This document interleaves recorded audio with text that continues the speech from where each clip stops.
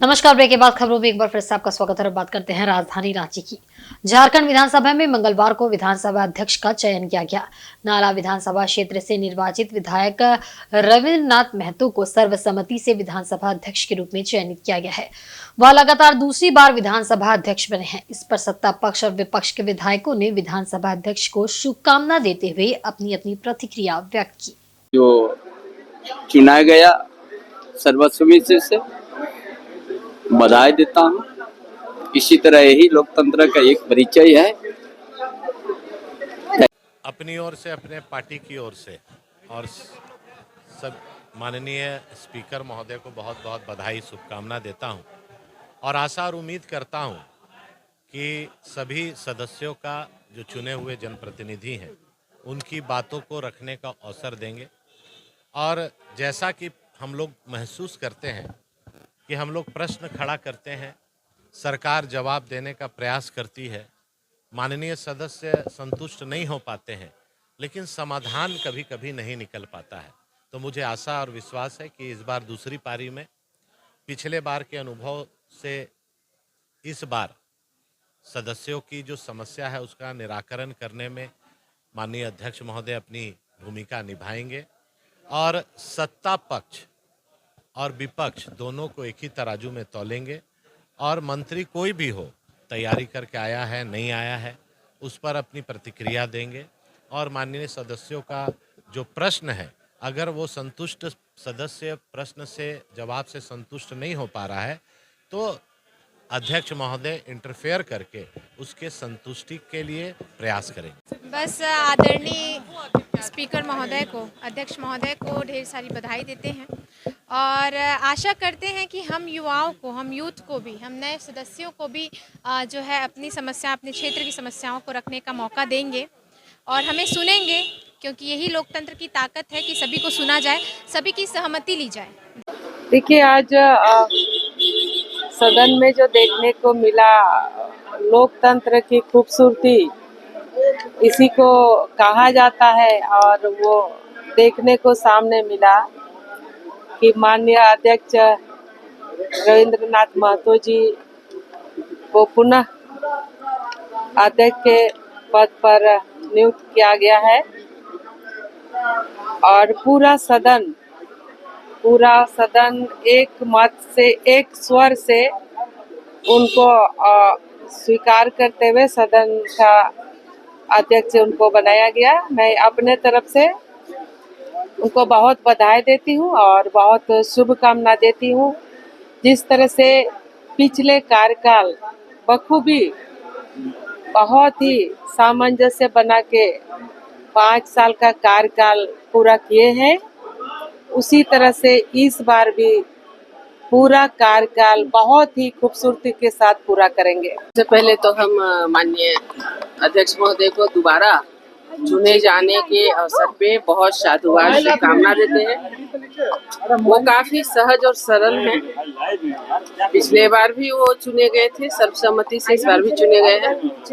बस हम इतना ही आग्रह करना चाहेंगे, अभी तो हमने मिल करके भी शुभकामना बधाई दी है और हम इतना ही कहना चाहेंगे कि स्पीकर साहब को, सबसे पहले स्पीकर महोदय को विपक्ष, क्योंकि हम लोग कम संख्या में भी हैं तो सबसे ज्यादा ध्यान विपक्ष को देने की जरूरत है, क्योंकि विपक्ष ही है जो कि जन समस्याओं को लेके या राज्य हित की बात को यहाँ पर अच्छे ढंग से रख पाएंगे।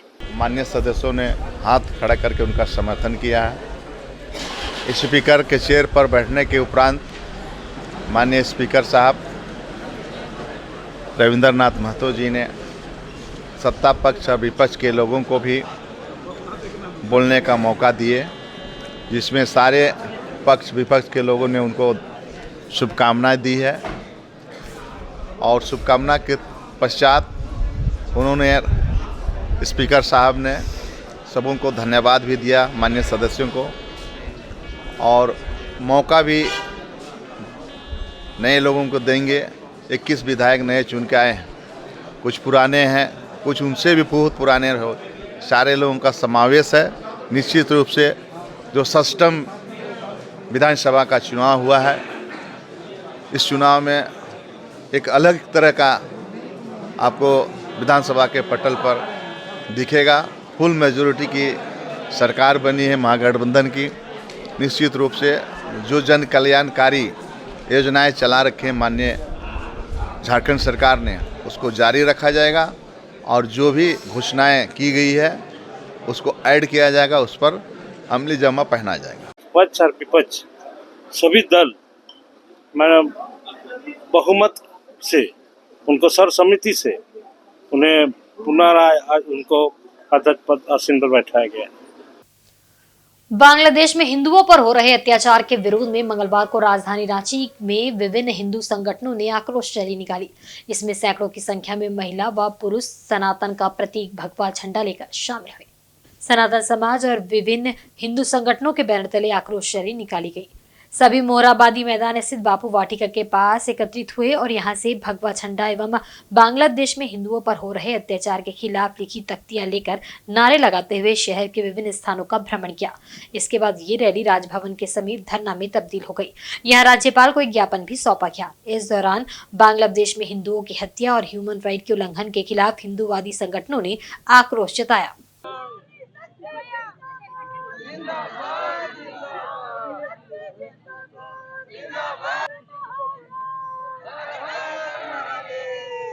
देखिए, जिस तरह से बांग्लादेश में आए दिन हम लोग टीवी के माध्यम से, न्यूज के माध्यम से देख रहे हैं कि वहां पर एक सरकार शेख हसीना जी की थी, वहां तख्ता पलट हुआ और तख्ता पलट होने के बाद कट्टरपंथी शासक वहां पर कायम हुआ।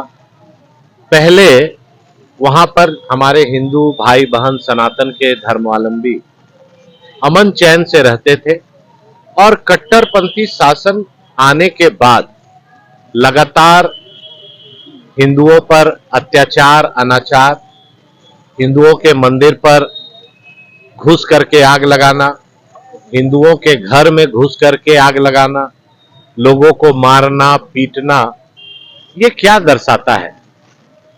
कहीं पर कोई अगर अल्पसंख्यक है, वहां की सरकार की जिम्मेवारी होती है।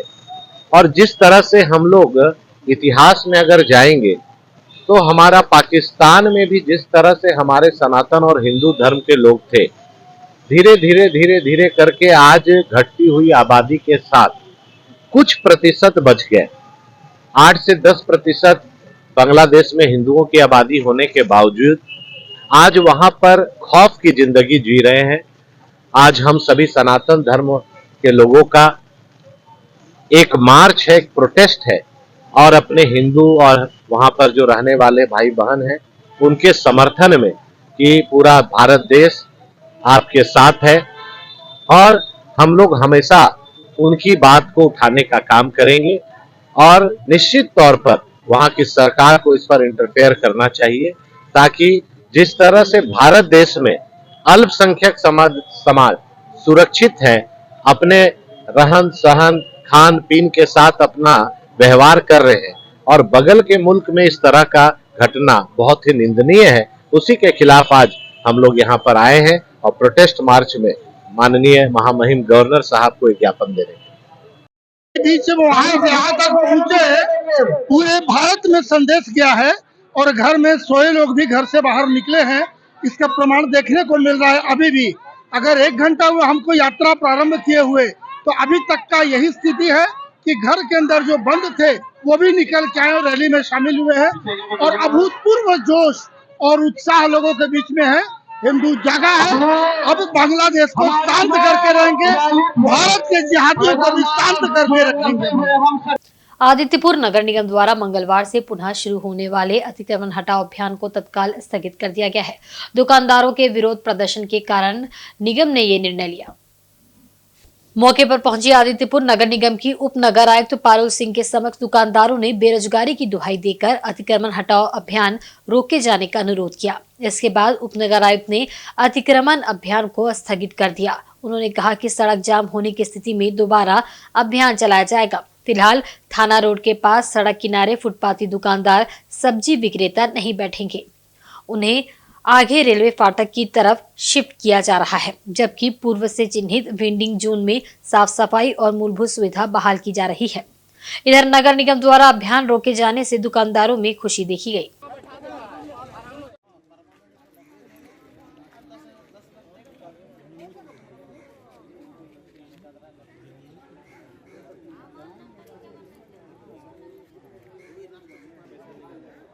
जो एरिया है दिल्ली मार्केट का, इसको हम लोग ने साफ सफाई तो करवा दी है, लेकिन यहाँ पे कुछ और प्रॉब्लम्स भी हैं, जैसे पानी की समस्या है और कुछ मूलभूत समस्याएं हैं। तो वेंडिंग जोन के लिए भी ये डिक्लेयर्ड है। एक बार ये उसका टेंडर भी होने वाला है, एक बार नगर निगम के द्वारा ये कंप्लीट हो जाता है तभी यहाँ पे इन लोगों के लिए बैठने में सुविधा रहेगी।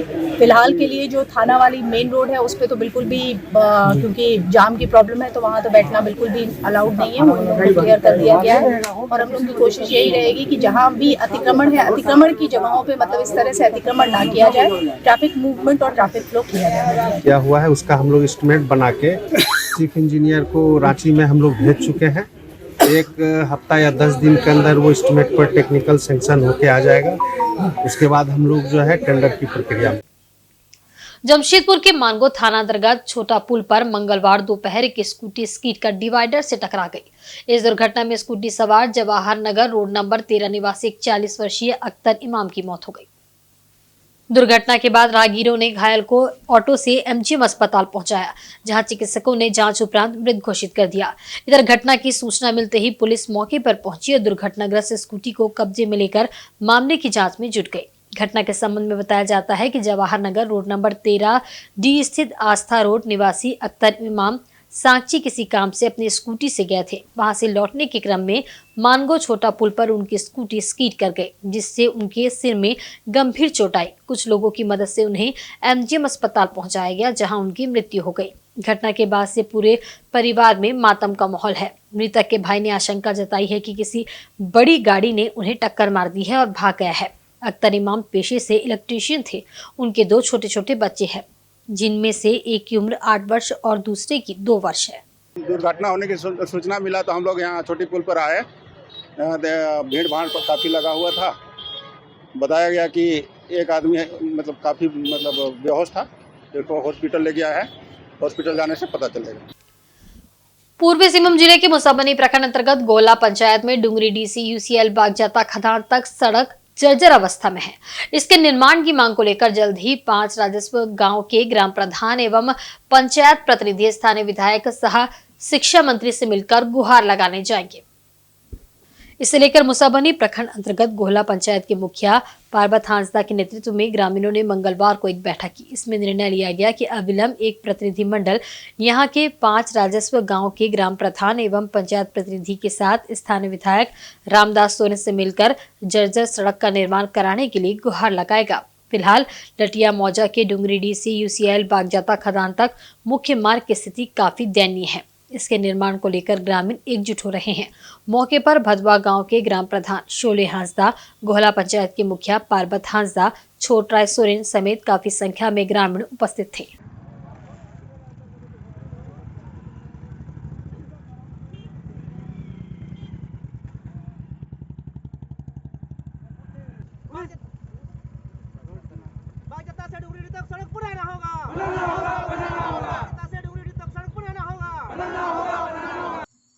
आप जानते हैं कि बागजाता मुख्य मार्ग जो डुंगरीडीह से बागजाता तक काफ़ी जर्जर हो गया है। हर दिन दुर्घटना संभावना बनी रहती है। स्कूली बच्चे हो या फिर सरकारी जो एम्बुलेंस है वो कुछ दिन से नहीं आ रहे हैं। और मैं स्थानीय प्रशासन से गुहार लगाता हूँ कि जल्द से जल्द इस रास्ते का निर्माण को लेकर पहल की जाए।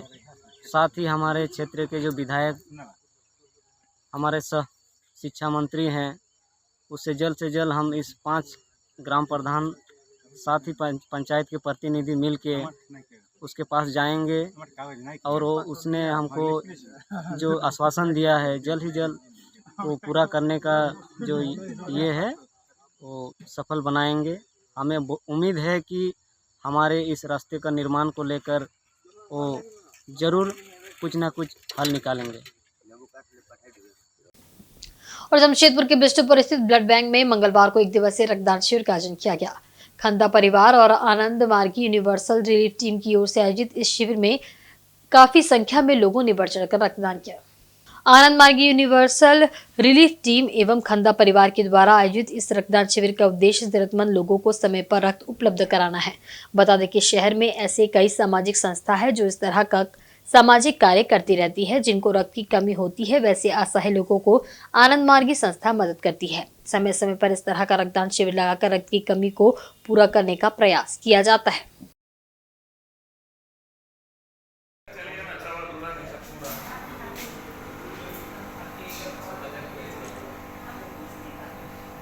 परिवार एवं आनंद मार्गी यूनिवर्सल रिलीफ टीम ग्लोबल की ओर से एक दिवसीय मासिक रक्तदान शिविर का आयोजन यहाँ जमशेदपुर ब्लड बैंक में किया गया है। खंदा परिवार यहाँ काफ़ी बड़ा परिवार है। हम लोग के जो दिवंगत लोग हैं उनके पुण्य स्मृति में आज रक्तदान शिविर आनंद मार्ग के साथ मिलकर कर रहे हैं। और जो भी रक्तदाता इस रक्तदान शिविर में रक्तदान कर रहे हैं उन लोगों को हम लोग पौधा एवं प्रशस्ति पत्र देकर सम्मानित कर रहे हैं। जितने भी रक्तदाता रक्तदान कर रहे हैं सभी ईश्वर कोटि के मनुष्य हैं। और जो ईश्वर कोटि के मनुष्य होते हैं उनका भाव रहता है अपने शरीर को कष्ट देकर दूसरे को मदद करना, वह ईश्वर कोटि के मनुष्य का लक्षण होता है। तो सभी ईश्वर कोटि के मनुष्य आज रक्तदान कर रहे हैं। आनंद मार्ग, सुनील आनंद। और आज के बुलेटिन में बस इतना ही। कल फिर हाजिर होंगे कुछ नई खबरों के साथ। तब तक देखते रहिए झारखंड न्यूज। नमस्कार।